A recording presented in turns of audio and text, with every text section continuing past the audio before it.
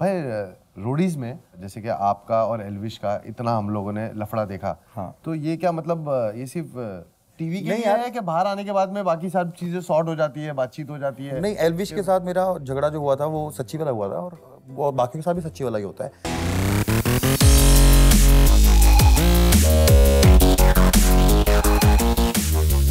भाई reality shows में मैंने अक्सर नोटिस किया है कि बहुत सारे ऐसे कंटेस्टेंट होते हैं जो अंदर जाके पैरिंग कर लेते हैं, बट उनकी पैरिंग बाहर चल नहीं पाती है। तो इसमें क्या ओपिनियन है आपका? यार बता, क्या आप क्या मतलब जो कंटेस्टेंट है उसको अपना टैलेंट दिखाना चाहिए कि हर एक को अपना एक मोमेंट देना पड़ता है, हर एक को अपने आप को? यार क्या होता है जब तुम उस घर में जाते हो ना, तो वो घर तुम्हें फिर ना बाहर की दुनिया तुम भूल जाते हो। तुम एक्चुअली में थोड़े दिन के बाद तुम बाहर की दुनिया भूल जाते हो। तुम्हें लगता है कि यार यही दुनिया है, ठीक है ना, तो तुम्हारे रिश्ते ऑटोमेटिकली बन भी जाते हैं। कहीं कुछ होते हैं जो फेक बनते हैं, कुछ रियल भी बनते हैं, ठीक है ना। बाहर आके चलते इसलिए नहीं क्योंकि उनके मन में हमेशा रहता है कि ऑप्शंस, कि यार मतलब शायद मेरे लिए कोई और बेटर भी हो सकता है। जब जहाँ वो शायद आ जाता है ना, वहाँ पे कोई रिश्ता नहीं चलता, ठीक है ना। अगर तुमने सोच लिया कि यार ऐसा नहीं कि रियलिटी शो में रिश्ते नहीं चलते, मेरा चल रहा है भाई, बच्चा भी हो गया। भाई कुछ सवाल? हाँ हाँ पूछ भाई। भाई वो आप बिग बॉस में गए थे तो नौरा भी थी, हाँ, तो उसके टाइम के बाद बाहर कुछ फेक भी बनते हैं ना। ये फिर क्या कंटेंट? भाई रोडीज में जैसे कि आपका और एल्विश का इतना हम लोगों ने लफड़ा देखा, तो ये क्या मतलब ये सिर्फ टीवी के लिए है कि बाहर आने के बाद में बाकी सब चीजें सॉर्ट हो जाती है, बातचीत हो जाती है? नहीं, एल्विश के साथ मेरा झगड़ा जो हुआ था वो सच्ची वाला हुआ था, और बाकी के साथ भी सच्ची वाला ही होता है। बाहर आके सॉल्व हो जाती हैं, बाकियों के साथ होती नहीं है, क्योंकि सब मैच्योर होते हैं। अभी कहीं जगह होते हैं तो मैं ऐसे इंसान मिलते हैं जो मैच्योर नहीं होते, और मुझे लगता है कि बदमाशी दिखानी चाहिए अगर तुम बदमाश हो, ठीक है ना। अगर आप नहीं हो, सिर्फ आप बातों में दिखा रहे हो और लोगों का पागल बना रहे हो, तुम्हें लगता है कि तुम्हारा करियर उस पर चल रहा है, तो फिर वो थोड़ा सा गड़बड़ वाली बात है ना। तो बाहर आके भी हुआ था हमारा, ठीक है, शॉर्ट भी हुआ था, फिर दोबारा भी हो गया था, ठीक है। तो मेरे को लगता है कि मेरी उनसे कम बनती है जो थोड़े से फेक होते हैं। प्रिंस भाई अभी मैं आपको कुछ फुटेजेस दिखाऊंगा, कुछ वीडियोस दिखाऊंगा, आप उस पर रिएक्ट करना और मुझे बताना कि ये क्या सिचुएशन थी और हुआ क्या। डन। मैंने तो को ये दिखाना था यहाँ पे आके फील कैसा होता है, ठीक है। प्रॉमिस करेगा ना ये फील दोबारा नहीं दिखाएगा।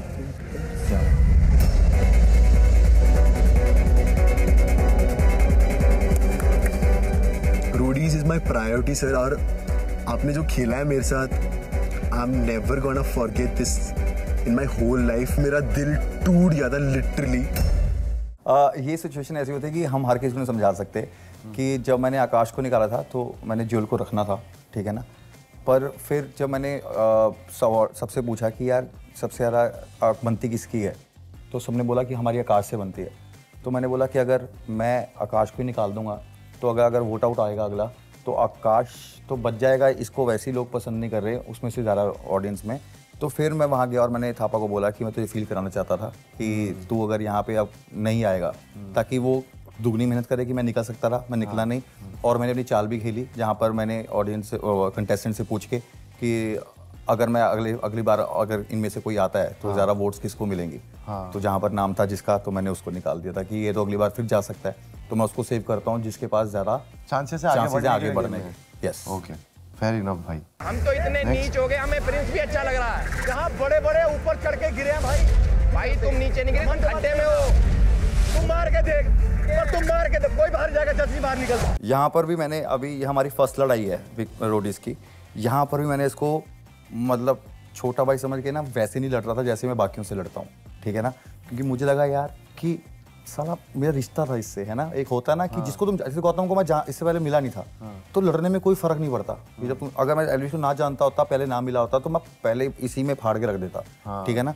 तो मैंने वहाँ पे थोड़ा सा हिचकिचाया, मैंने बोला भी है, मैंने बहुत कुछ बोला भी है, उसने भी बहुत कुछ बोला, पर जब उसने हद पार करी कि रैप्टा मारूंगा, ये करूंगा, वो डॉन थोड़ी हो कि जो तुम कर दोगे, तो फिर मुझे गुस्सा आया था। तब हमारी यहाँ पे लड़ाई हुई थी।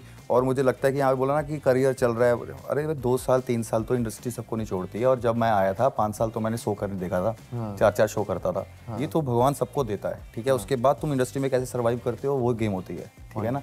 गेम तो वहाँ आती है जब तुम करते हो, और मेंटेन करना मुश्किल होता है। फेम तो सबको मिलता है, फेम तो आजकल चलते यार, तुम बोलो, तुम इंस्टा खोल लो, तुम ऐसे उसके प्रोफाइल देखोगे, हाँ 20-20 मिलियन बढ़े हैं, और तुम बोलोगे ये क्या बना रहा है ना, तो वो भी है, ठीक है ना। तो मतलब तुम उसको प्रोफाइल नहीं मान सकते। आज मैं तुम्हें बोलता हूँ कि तुम इस शो को भी गाली देते थे कि चूतिया शो है, और बोलते थे नेहा के बारे में, रिया के बारे में, सब बोलते थे, और फिर तुम रीड करके इसी शो में आए, ठीक है। फिर तुम डेली सोप को भी गलत बोलते थे, रियलिटी शो गलत बोलते थे, आज तुम अपनी इमेज साफ कर रहे हो शो में जाके। तो फिर या तो तुम्हें इतने बड़े हो, तुम बोलो भाई मैं इस शो को डिस मारता था, मैं इस शो करूंगा ही नहीं अब, मैं तो ये शो करता ही नहीं हूँ, ठीक है ना, क्योंकि मेरे को तो ये शो पसंद नहीं है। तुम बोले भी इस शोज के बारे में और फिर तुम आज कर भी वही रहे हो, तो फिर तुम्हारा स्टैंड नहीं है ना, फिर तो तुम दोगले हो। सही बात, हम भी उतना ही है भाई। अभी क्लिप्स तो हम लोग ने देख लिया, अब आती है कमेंट सेक्शन की बारी। मैं सभी के साथ में करता हूँ, कुछ अच्छे कमेंट होते हैं, कुछ बुरे कमेंट होते हैं। आपका क्या फीडबैक है उन कमेंट्स पे, प्लीज शेयर करिए। Comment, you call Neha as your sister, but in today's episode the way you behave with Neha, I hope किसको आप जैसा भाई ना मिले। अरे ये दुनिया वही है, मैंने बोला ना वेली वाली, ये वही है, ठीक है। क्योंकि क्या होता है कि नेहा अगर चाहती है कि इस बार कोई जीते, अगर उसके अलावा, तो वो चाहती है कि मैं जीतूं, है ना। तो लोग बहुत सीरियसली ले जाते हैं। मैंने बोला ना, हम बहुत मैच्योर हैं, हम शो में लड़ते हैं क्योंकि हमारे पे रिस्पॉन्सिबिलिटी है यार। अगर हम अपने कंटेस्टेंट का स्टैंड नहीं लेंगे, उनको रोकने की कोशिश नहीं करेंगे, लड़ेंगे नहीं, तो शो कैसे बनेगा भाई? सही बात है। नेक्स्ट, प्रिंस होगा अपने घर को समझ, एल्विश के आगे जोकर है तू इसको भाई, इनकी आईडी खोलो, आपको 2 पोस्ट या एक ही पोस्ट मिलेगी। ये वो पीआर वाले कमेंट हैं जिसपे हम भाव नहीं देते। मोस्ट इनसिक्योर एंड क्रेडिट की भूख गैंग लीडर, ये वो लोग हैं, देख मैंने बोला ना उसके साइड में देख, प्रोफाइल भी नहीं है, ये वही पीआर वाले हैं। इनकी आईडी खोलो आप, 2 पोस्ट, एक पोस्ट मिलेगी।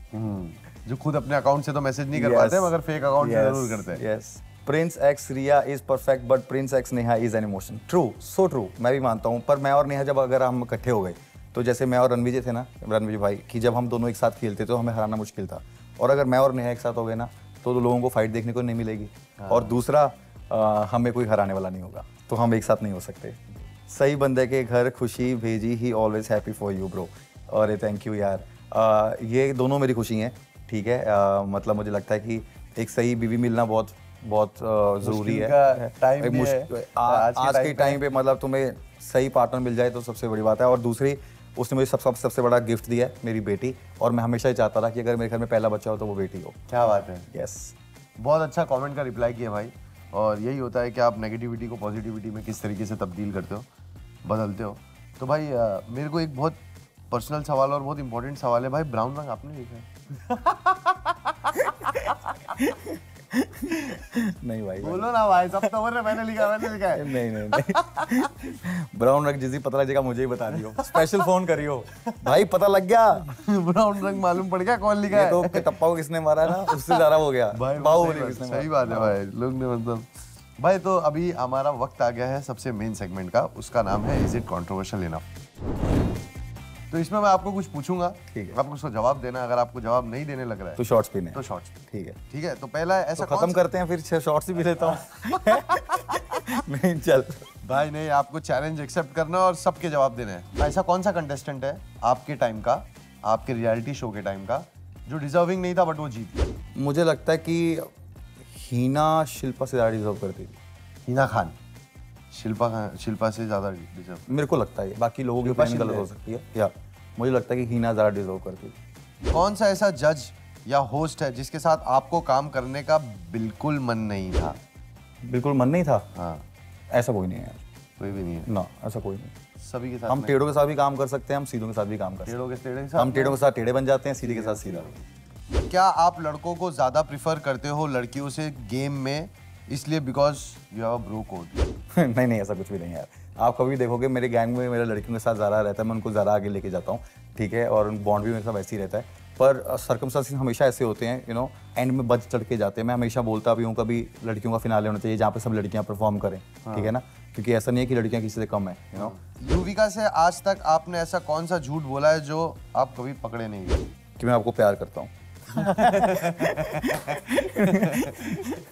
क्या आपको लगता है कि निशी को अपने टीम में लेने एक गलती थी? बिल्कुल, मुझे लगता है गलती थी। क्यों ऐसा?